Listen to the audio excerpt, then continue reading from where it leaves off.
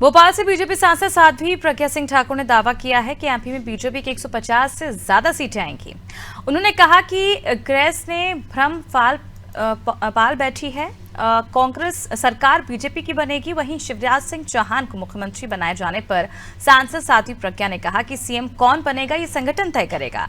इस दौरान उन्होंने शहडोल में पटवारी की हत्या के मामले में संवेदना व्यक्त करते हुए आरोपियों पर कड़ी कार्रवाई करने की मांग की है। वहीं चुनाव प्रचार में न उतारे जाने पर सांसद प्रज्ञा ने अपनी प्रतिक्रिया दी है।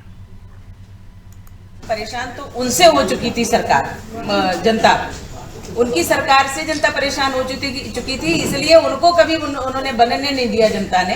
और मुझे लगता है कि ये कांग्रेस जो भ्रम पालती है उनको पालना अच्छा है, लेकिन भाजपा सरकार बना रही है और उसने 150 का लक्ष्य लिया था। हम 150 के पार जा रहे हैं, ये हमारा विश्वास है। अवैध खनन के खिलाफ होना ही चाहिए कार्रवाई, और नियम के अंतर्गत जो भी है वही कार्य होना चाहिए।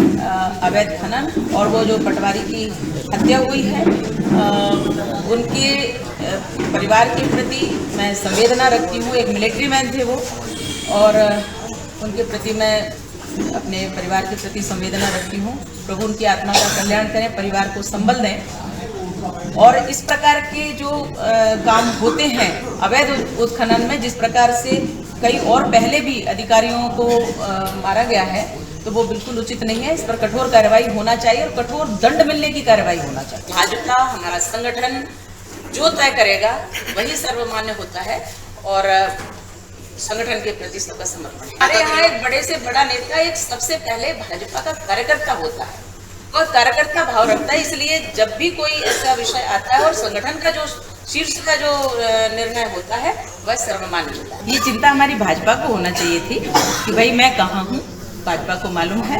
और कांग्रेस को इसलिए चिंता है कि मैं अपने कोर्ट की कार्रवाई में, जो उन्होंने हमारे ऊपर एक जबरदस्ती का केस लगाकर मुझे प्रताड़ना करके 9 वर्षों तक जेल में रखा, उसके ही अंतर्गत, उसी केस के अंतर्गत मैं लगातार अभी 2 महीने से मुंबई हूँ और प्रतिदिन कोर्ट अटेंड कर रही हूँ। और उस कोर्ट में अपनी कार्यवाही जो हमारे द्वारा होनी है वह मैं नियम के अंतर्गत पूरा कर रही हूँ।